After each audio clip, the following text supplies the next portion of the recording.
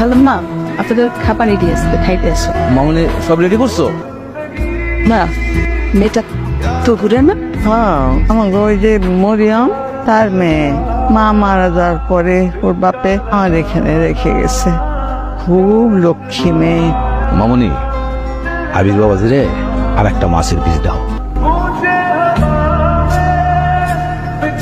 Sorry, আমি দেখি নাই। কোনো ব্যাপার না, কোনো ব্যাপার না। আর কলটা কোথায়? ওইদিকে। কি একটা অবস্থা। ভাইয়া, আমার না ভুল হয়ে গেছে, আমি আসলে দেখি নাই। সরি। বারবার কেন সরি বলছো? আমি তো কমপ্লেন করছি না। আপনি জামাটা আমার দিয়ে দেন, আমি ধুয়ে দিব না।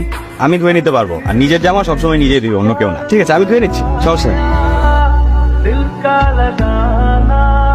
গুড মর্নিং তোমরা। গুড মর্নিং ভাইয়া, রাতে ঘুম ভালো হয়েছে আপনার? হ্যাঁ, নট ব্যাড। খালি পায়ে হাঁটছো রে? শিশের উপর হাঁটছি। দাদি বলে সকালবেলায় ঘাসের উপর হাঁটলে নাকি শরীর ঠান্ডা থাকে সারাদিন। আপনি হাঁটেন না, চলেন। খালি পায়ে? হ্যাঁ, জুতোটা খুলেন। থাক, আমার সাহস হবে না। চলো এই ব্রিজটার দিকে যাই। চলেন। চল। তো পড়াশোনা কি করছো? অনার্স ফার্স্ট ইয়ারে। তো লাইফ নিয়ে প্ল্যান কি?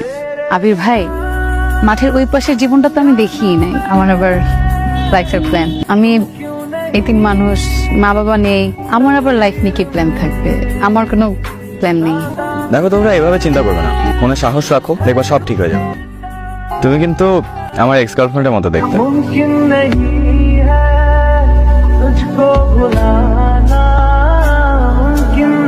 ঢাকায় চলে আসো না। দাদুকে ফেলে কি করে যাব? দাদুকে তো আমরা নিয়ে যাচ্ছি, তুমিও চলো আমাদের সাথে, আমাদের ওখানেই থাকবে। না, এটা কি করে হয়? কেন হয় না? কি প্রবলেম? এটা হয় না আবির ভাই। তোমাকে একটা কথা বলতে চাই। আমি জানি না তুমি কিভাবে নিবে, কিন্তু আমার মনে হয় তোমাকে কথাটা বলা দরকার। তোমাকে আসলে আমি আমি আমি একটু অন্যভাবে দেখি। কথা এত না পেঁচিয়ে সরাসরি বলুন। আমরা কি সত্যি সত্যি রেগুলার লক্ষ্মীন্দরের মতো হতে পারি না? অথবা অথবা রাজকুমারের সিনেমা? আপনার খাবার খাবো না। নিয়ে যাব? একবারও জিজ্ঞেস করলাম আমার কি হয়েছে? কেন এমন করছেন? আমি আমার জবাব চাই। এটা অসম্ভব। কেন অসম্ভব? আমি আপনাদের এখানে আশ্রিতের মতো আছি। তুমি আমাদের আত্মীয়, তুমি এখানে একটা বড় দায়িত্ব পালন করছো, দাদিকে দেখে শুনে রাখছো।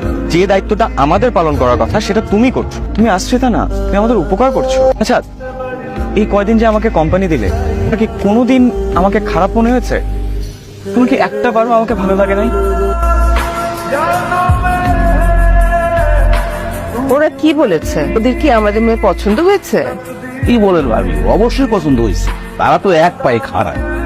আমাদের এই বংশের মেয়ের সাথে সম্বন্ধ করতে পারা তাহলে তো সৌভাগ্যের ব্যাপার। কারণ আমি তোমাকে ভালোবাসি তো ওরা।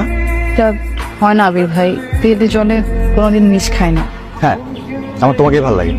যেদিন তোমাকে প্রথম দেখেছি সেদিন থেকেই ভালো লাগে। আপনি শহরে চলে যান, আমাকে আমার মতো থাকতে দেন। শোনো, কথা শেষ হয়নি। আমি তো ওরাকে ভালোবাসি না, আমি ওকে বিয়ে করতে চাই। কি বলছিস এসব? তোর মাথা ঠিক আছে তো? ওই বাড়ির আশ্রিত কাদের মেয়ের মতো। আর এটা তো বাংলা সিনেমা না যে কাদের মেয়েকে বিয়ে করা সম্ভব। সব দোষ এই মেয়ের। ও তার প্রেমের জাল বিছিয়ে আমার ছেলেকে স্বীকার করতে চেয়েছিল। কথাটা তুমি ঠিক বললে না বৌমা। একজন আরেকজনকে পছন্দ করতে পারে, ভালো লাগতে পারে, কিন্তু প্রেমের জাল বিছিয়েছে এ ধরনের কথা বলা ঠিক না। ভাইয়া শুনছিস, তোরাকে নাকি খুঁজে পাওয়া যাচ্ছে না। পাওয়া যাচ্ছে না মানে? কোথায় গেছে? কোথায় গেছে কেউ জানে না। আবির, আবির, আচ্ছা মেয়েটা অনেক ভালো রে ভাই, অনেক লক্ষ্মী। কাজ ভেবে এই হীরার টুকরাকে পায়ে ঠেলে দিস না।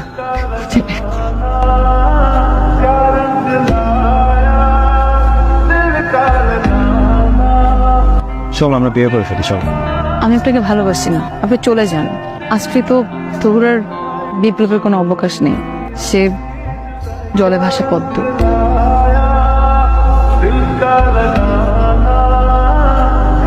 আমি সারা জীবন তোমাকে আগলে রাখতে চাই। শিশি ভেজা ঘাসে খালি পায়ে হেঁটে যেতে চাই তোমার সাথে বাউল গান